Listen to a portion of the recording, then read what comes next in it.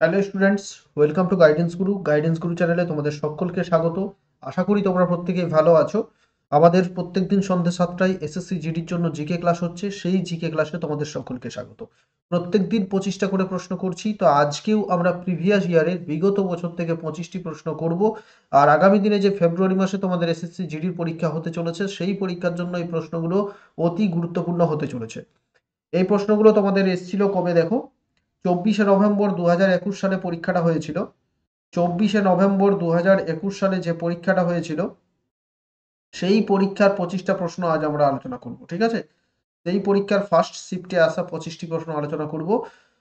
তো মন দিয়ে দেখবে, লাস্ট পর্যন্ত দেখবে। ক্লাস ভালো লাগলে অবশ্যই তোমার বন্ধুদের সাথে বেশি করে শেয়ার করবে। আর এই পুরো পিডিএফটা যদি নিতে চাও, 2021 এবং 2023 সালে মোট আমাদের প্রশ্ন হচ্ছে 3095টি প্রশ্নের একটা পিডিএফ আছে। সেই পিডিএফ যদি নিতে চাও, তাহলে এই যে হোয়াটসঅ্যাপ নাম্বার দেখতে পাচ্ছ, 7001501393, এই হোয়াটসঅ্যাপ নাম্বারে তোমরা কিন্তু এসএসসি জিডি জিকে পিডিএফ লিখে পাঠাবে। তাহলে আমি তোমাদের প্রসেসটা বলে দেবো যে কিভাবে পিডিএফটা পাবে। আর রাত 8টার সময় প্রত্যেক দিন এসএসসি জিডি পরীক্ষার জন্য সপ্তাহে 3 দিন ম্যাথ ক্লাস এবং 3 দিন রিজনিং এর ক্লাস হচ্ছে। তো এই ক্লাসগুলো লাইভ ক্লাস, এগুলো কিন্তু প্রত্যেকে অ্যাটেন্ড করো।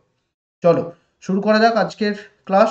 প্রথম প্রশ্নে চলে যাব আমরা। কি প্রশ্ন আছে প্রথমেই দেখব। চলো, আজকের প্রথম ইম্পর্টেন্ট প্রশ্ন দেখে নাও কি আছে। সম্রাট অশোক সম্বন্ধে নিচের কোন উক্তিটি মিথ্যা? দেখো, মিথ্যা প্রশ্নে কি বলেছে লাস্টে? মিথ্যা। কিন্তু এখানে আমরা পরীক্ষার সময় ভুল করি কি, এগুলোতেই বেশি ভুল করি আমরা। দেখবে মিথ্যাটা কিন্তু আমাদের চোখে পড়ে না। মিথ্যা বা যেগুলো না বাচক থাকে, লাস্টে না লেখা থাকবে, সেগুলো চোখে পড়ে না। প্রথম অপশনটাই এমন দেওয়া থাকবে যে সেটাই মনে হবে যে ঠিক, সেইগুলো সেটা গোল্লা গোল্লা পাকিয়ে আমরা চলে আসি। কিন্তু যদিও এটা গোল্লা পাকানোর ব্যাপার নয়, এখানে অনলাইন পরীক্ষা হচ্ছে, তো সেটা কিন্তু আমরা করে চলে আসি। কিন্তু তোমাকে প্রশ্নটা ভালো করে পড়তে হবে। সম্রাট অশোক সম্বন্ধে নিচের কোন উক্তিটি মিথ্যা বলেছে এখানে? দেখো, চাণক্য কৌটিল্য নামেও পরিচিত নামে একজন জ্ঞানী ব্যক্তি অশোকের বিরোধিতা করেছিলেন। চাণক্য কি অশোকের বিরোধিতা করেছিলেন? এটা কিন্তু মিথ্যা আছে। চাণক্য অশোকের বিরোধিতা করেননি। সম্রাট অশোকের যখন চন্দ্রগুপ্ত মৌর্য বংশের প্রতিষ্ঠা করেন, সেই সময় চাণক্য ছিলেন। অশোকের সময় চাণক্য ছিলেন না। তো এই যে বক্তব্যটা, এটা কিন্তু ভুল। বাকি যেগুলো আছে, অশোক যে সমাজ শাসন করতেন, তার পিতামহ স্বপ্ন দেখেছিলেন। আহ, ঠিক আছে, ভারতের ইতিহাসে অশোকই একমাত্র রাজা যিনি যুদ্ধ জয়ের পর বিজয় ঘোষণা করেছিলেন, এটাও ঠিক। অশোক মৌর্য রাজবংশের সাথে সম্পর্কিত ছিলেন, এটাও ঠিক। তাহলে এখানে মিথ্যা কোনটি? মিথ্যা হচ্ছে 1 নম্বরে যেটা আছে, চাণক্য নামে একজন ব্যক্তি, জ্ঞানী ব্যক্তি অশোকের বিরোধিতা করেছিলেন, এটা কিন্তু মিথ্যা। নেক্সট দেখো, 2 নম্বর, সীতারা দেবী পদ্মশ্রী পুরস্কারে ভূষিত ড্যাশ ক্ষেত্রে তার অবদানের জন্য জনপ্রিয়। সীতারা দেবী কোন ক্ষেত্রে তার অবদানের জন্য তিনি জনপ্রিয়? সীতারা দেবী কোন ক্ষেত্রে তার অবদানের জন্য তিনি জনপ্রিয়? তো প্রত্যেকটা প্রশ্ন বলবো, কিছুক্ষণ সময় পাবে তোমরা, 5-10 সেকেন্ড। সেই সময়ের মধ্যে উত্তর করার চেষ্টা করবে, আমি তারপর তোমাদের সঠিক উত্তরটা বলে দেবো, ঠিক আছে? তো সীতারা দেবী হচ্ছে কত্থক নৃত্যের সঙ্গে যুক্ত। Kathak, option 2 is the correct answer. Kathak নৃত্যের সঙ্গে যুক্ত। আর কত্থক নৃত্যের সঙ্গে যুক্ত আর কয়েকজনের নাম বলে দিচ্ছি আমি। যেমন অতি গুরুত্বপূর্ণ নাম হচ্ছে একটা বিরজু বিরজু মহারাজ, এটা বহুবার পরীক্ষায় আসে। তারপর হচ্ছে শোভনা নারায়ণ শোভনা নারায়ণ। তারপর হচ্ছে মনীষা গুলিয়ানি, তারপর নম্রতা রায়, তারপর হচ্ছে শম্ভু মহারাজ, গোপী কৃষ্ণা, সীতারা দেবী, মুনমুন আহমেদ, এরা সবাই কিন্তু কত্থক নৃত্যের সঙ্গে যুক্ত, ঠিক আছে? তো নামগুলো মনে রাখবে, এগুলো ইম্পর্টেন্ট নাম, কয়েকটা বললাম তোমাদের, এগুলো ইম্পর্টেন্ট। 3 দেখো, প্রধানমন্ত্রী মুদ্রা যোজনায় শিশু যোজনা এর অধীনে অনুমোদন ঋণের সর্বাধিক পরিমাণ কত? প্রধানমন্ত্রী মুদ্রা যোজনা লঞ্চ করা হয়েছিল, এটা 2020 বা 19 সেই সময় লঞ্চ করা হয়েছিল। আর সে সময় বলছে শিশুদের জন্য, এটা শিশু যোজনা বলে যোজনা ছিল। এই শিশু যোজনার অধীনে কত টাকা ঋণ পাওয়া যাবে? তো এই প্রশ্নটা যদিও এখন ইম্পর্টেন্ট নয়, তাও উত্তরটা জেনে রাখো। শিশু যোজনার অধীনে আমরা 50,000 টাকা ঋণ পাবো। ঠিক আছে। নেক্সট দেখো 4 নম্বর কি আছে। 1919 সালের 6 এপ্রিল ড্যাশ এর বিরুদ্ধে অহিংস প্রতিবাদ দিবস হিসেবে পালিত হয়। 1919 সালের 6 এপ্রিল ড্যাশ এর বিরুদ্ধে অহিংস প্রতিবাদ দিবস হিসেবে পালিত হয়। দেখো, কারেক্ট আনসার হবে, জানতে হবে তোমাকে যে রাওলাট আইন কবে পাশ হয়েছিল। যদি তুমি জানো যে রাওলাট আইন কবে পাশ হচ্ছে, তাহলেই কিন্তু তুমি এটার উত্তর করতে পারবে। রাওলাট অ্যাক্ট, যাকে কালা আইন বলা হয়, সেটা পাশ হচ্ছে 1919 সালের ফেব্রুয়ারি মাসে। আর এই রাওলাট অ্যাক্টের ফলেই, রাওলাট অ্যাক্টের বিরোধিতা করার জন্যই জালিয়ানওয়ালাবাগে সাধারণ মানুষ কিন্তু জমায়েত হয়েছিল এবং তাদের ওপর নির্বিকারে গুলি চালিয়ে হত্যা করা হয়েছিল। তো সেটা হচ্ছে জালিয়ানওয়ালা বাগের হত্যাকাণ্ড রাওলাট আইনের পরেই ঘটেছিল। তো কারেক্ট আনসার কি হবে? 1919 সালের 6 এপ্রিল ড্যাশের বিরুদ্ধে অহিংস প্রতিবাদ দিবস হিসেবে পালিত হয় রাওলাটের বিরুদ্ধে। রাওলাটের বিরুদ্ধে এটা হয়েছিল। 6 এপ্রিল এই অহিংস প্রতিবাদটা হয়েছিল। তারপর হচ্ছে 13ই এপ্রিল সাধারণ জনগণ জালিয়ানবাগের হত্যাকাণ্ডটা হচ্ছে।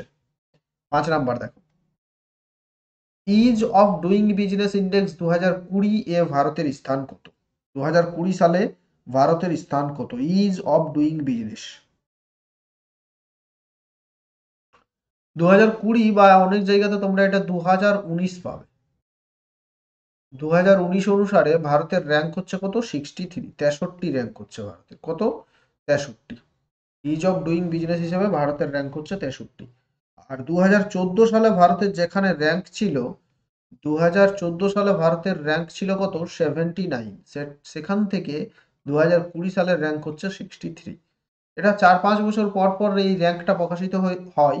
তো নতুন র্যাঙ্ক যদি আসবে যখন, তখন আমি কারেন্ট অ্যাফেয়ার্সের মাধ্যমে তোমাদের সেটা করিয়ে দেবো। 6 নম্বর প্রশ্ন দেখো, আরাবল্লী রেঞ্জের সর্বোচ্চ শৃঙ্গ ড্যাশে অবস্থিত। আরাবল্লী রেঞ্জের যে সর্বোচ্চ শৃঙ্গ, সেটা কোথায় অবস্থিত? দেখো, তোমাকে জানতে হবে যে আরাবল্লী পর্বতটা কোথায় অবস্থিত। তো আরাবল্লী পর্বত অবস্থিত পুরোটাই, বেশিরভাগ আরাবল্লী পর্বতটাই কিন্তু রাজস্থানে অবস্থিত। দিল্লি থেকে শুরু করে রাজস্থানের ওই দিকটাতে পুরোটা আরাবল্লী পর্বতটা অবস্থিত, আরাবল্লী পর্বতমালা অবস্থিত। আর এই আরাবল্লী পর্বতমালার সর্বোচ্চ শৃঙ্গের নাম হচ্ছে গুরু শিখর। ঠিক আছে, গুরু শিখর। তাহলে আরাবল্লী রেঞ্জের সর্বোচ্চ শৃঙ্গ গুরু শিখর কোথায় থাকবে? রাজস্থানেই থাকবে, স্বাভাবিক। এই গুরু শিখরের উচ্চতা হচ্ছে, মনে রাখবে, 5,650 মিটার। ঠিক আছে, চলো নেক্সট দেখো কি প্রশ্ন আছে। 7 নম্বর, ভারতের সংবিধানের কোন তফসিলে হিন্দি ভাষা অন্তর্ভুক্ত করা হয়েছে? ভারতীয় সংবিধানের কোন তফসিলে?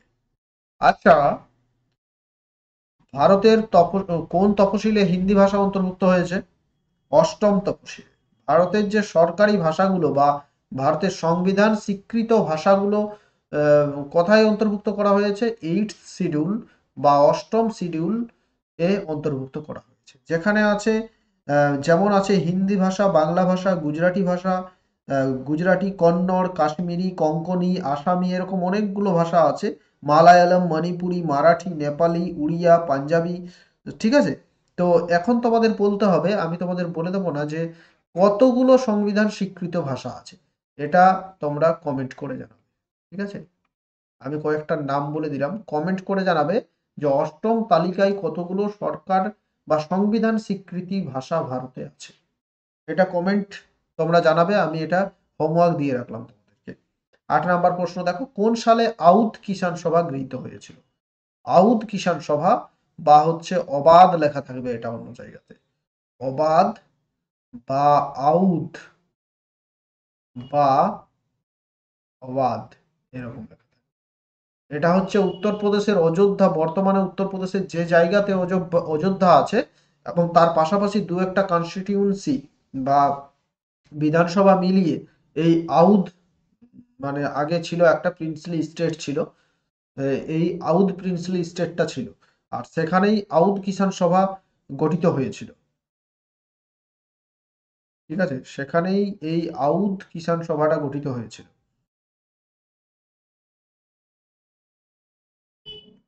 দেখো, আউধ কিষাণ সভা গঠিত হয়েছিল, যদি প্রশ্ন থাকে যে কে তৈরি করেন, তখন হবে জওহরলাল নেহেরু এটা তৈরি করেন, বাবা রামচন্দ্র এবং কয়েকজন। তাহলে সালটা বলতে হবে যে কত সালে। বলে দিচ্ছি তোমাদের, সালটা নিয়ে একটু কনফিউশন আছে আমার।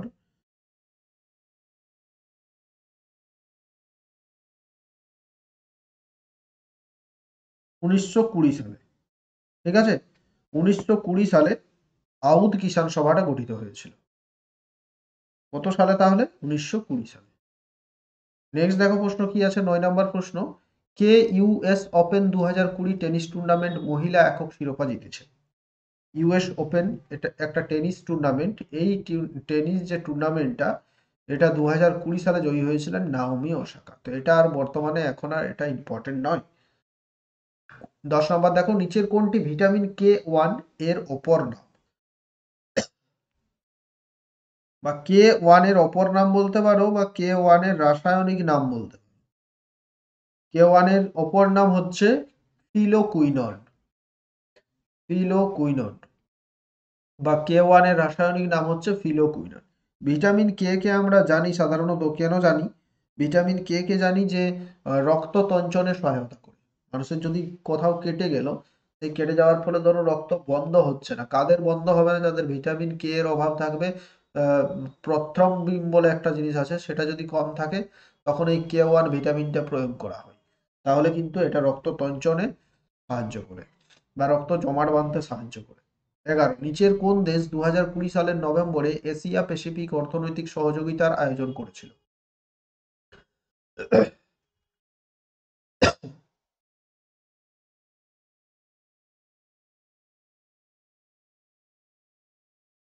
কোন দেশ এটা আয়োজন করেছিল?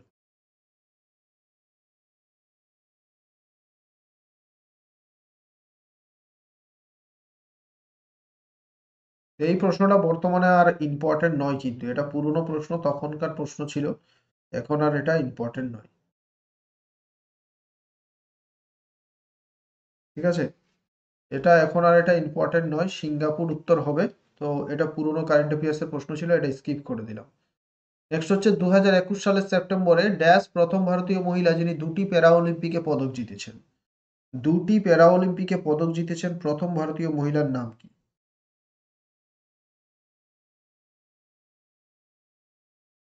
কারেক্ট আনসার হবে কি? কারেক্ট আনসার হচ্ছে অবনী লেখারা। অবনী লেখারা প্রথম ভারতীয় মহিলা হিসেবে প্যারা অলিম্পিকে দুটি মেডেল জিতেছেন, দুটি গোল্ড মেডেল। এটা হচ্ছে, তিনি কিসের সঙ্গে যুক্ত? তিনি শুটিং এর সঙ্গে যুক্ত। কিসের সঙ্গে? শুটিং এর সঙ্গে যুক্ত। যে টোকিও প্যারা অলিম্পিক হলো, সেই টোকিও প্যারা অলিম্পিকে 10 metre air rifle, 10 metre air রাইফেলে তিনি গোল্ড মেডেল জিতেন। তিনি হচ্ছেন রাজস্থানের জয়পুরের অধিবাসী। রাজস্থান জয়পুরের বাসিন্দা অবনী লেখারা প্রথম ভারতীয় মহিলা যিনি দুটি প্যারা অলিম্পিক পদক জিতেছেন। 13, দেখো, নিচের কোন বছরে প্রধানমন্ত্রী উজ্জ্বলা যোজনা চালু হয়েছিল? এটাও বর্তমানে আর ইম্পর্টেন্ট নয়, পুরনো যোজনা, তাও পরীক্ষায় আসতেও পারে। যেহেতু এটা কেন্দ্র সরকারের একটা প্রকল্প, একটা বড় মাপের প্রকল্প, তাই পরীক্ষায় আসতে পারে। জেনে রাখো যে 2016 সালে প্রধানমন্ত্রী উজ্জ্বলা যোজনা চালু হয়েছিল। 14 নম্বর হচ্ছে, 2021 সালের জুন মাসে ভারী শিল্প মন্ত্রক ফেম ইন্ডিয়া স্কিমের দ্বিতীয় ধাপের অধীনে বৈদ্যুতিক 2 চাকার জন্য ভর্তুকি অনুমোদন করেছে। প্রতি কিলোওয়াট ঘন্টায় ড্যাশ বৃদ্ধি করা হয়েছে? প্রতি কিলোওয়াট ঘন্টায় 15,000 টাকা বৃদ্ধি করা হয়েছে। কি বৃদ্ধি করা হয়েছে? ভারী শিল্প মন্ত্রক ফেম ইন্ডিয়া স্কিমের দ্বিতীয় ধাপের অধীনে বৈদ্যুতিক 2 চাকার জন্য ভর্তুকি অনুমোদন করেছে। ভারী শিল্প মন্ত্রক বৈদ্যুতিক বাইক ইলেকট্রিক বাইকের জন্য সরকার থেকে ভর্তুকি দেওয়া হচ্ছে।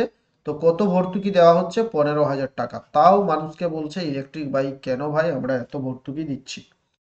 15, দেখো, ড্যাশ হলো একটি নিষ্ক্রিয় দ্বি টার্মিনাল বৈদ্যুতিক উপাদান যা একটি সার্কিট উপাদান হিসেবে বৈদ্যুতিক প্রতিরোধকে প্রয়োগ করে। অর্থাৎ বৈদ্যুতিক ইলেকট্রিককে প্রতিরোধ করতে সাহায্য করে। দেখো, প্রশ্নের মধ্যেই উত্তর আছে, কারেক্ট আনসার হবে রোধ।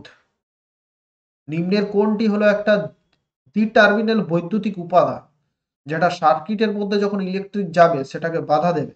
তো রোধের কাজই হচ্ছে বাধা দেওয়া। ঠিক আছে।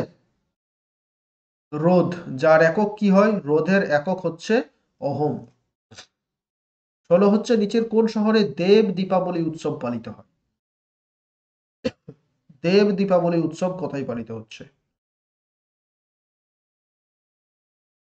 কারেক্ট আনসার কি হবে? বারাণসী। উত্তরপ্রদেশের বারাণসীতে দেব দীপাবলি উৎসবটা পালিত হয়। 17 নাম্বার দেখো, ওয়েডিং অ্যালবাম নাটকের রচয়িতা কে? ওয়েডিং অ্যালবাম নাটকের রচয়িতা কে?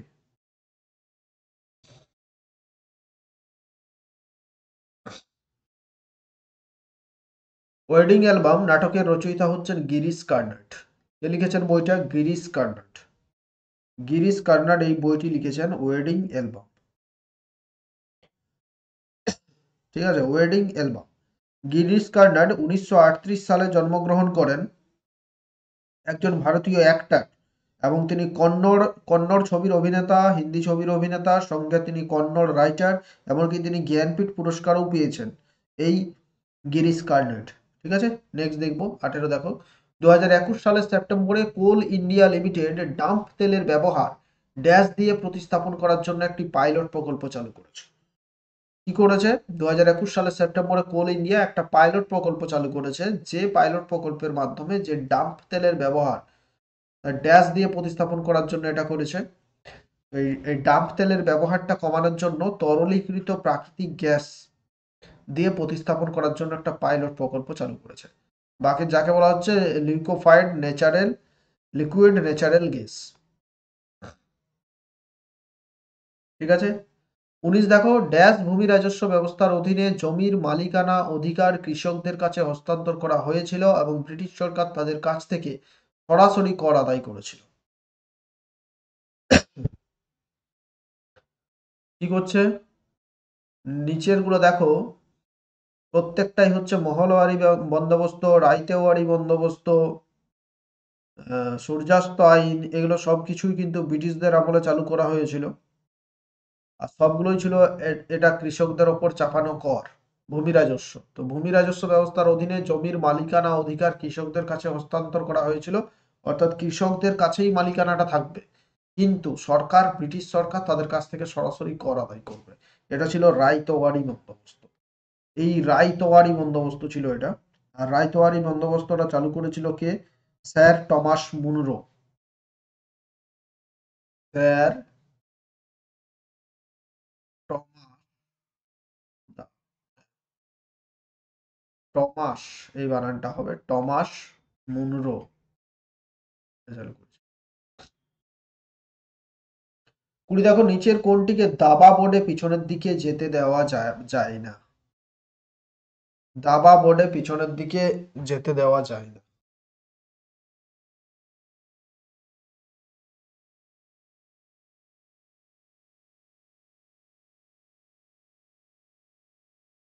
নেক্সট প্রশ্নটা দেখি, তারপর দুটোর উত্তর একবারে বলে দেবো। জাওয়াই বাঁধ হলো জাওয়াই নদীতে জুড়ে একটি জলাধার যা ড্যাশ এর একটি উপনদী।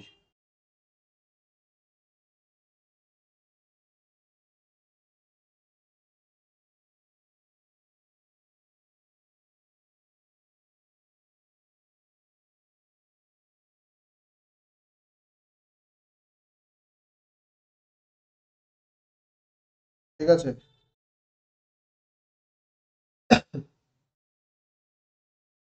কারেক্ট আনসার হবে দেখো, জাওয়াই বাঁধ হলো জাওয়াই নদীর জুড়ে একটি নির্মিত একটি জলাধার যা ড্যাশ এর একটি উপাদান। জাওয়াই বাঁধ হলো উপনদী। কার উপনদী? জাওয়াই নদীটা হলো লুনি নদীর একটা উপনদী। লুনি নদী হচ্ছে ভারতের দীর্ঘতম অন্তর্বাহিনী নদী। আর এই লুনি নদীর উপনদী হচ্ছে জাওয়াই বাঁধ, জাওয়াই নদী। ঠিক আছে, জাওয়াই নদী। আর এই জাওয়াই নদীতেই একটা বাঁধ গড়ে উঠেছে, সেটা হচ্ছে জাওয়াই বাঁধ। আর এই জাওয়াই বাঁধটা রয়েছে রাজস্থানে। ঠিক আছে, লুনি নদীর উপনদী জাওয়াই। এই প্রশ্নটার উত্তরটা একটু দেখতে হবে, এটার মধ্যে আমি একটু কনফিউশন আছে।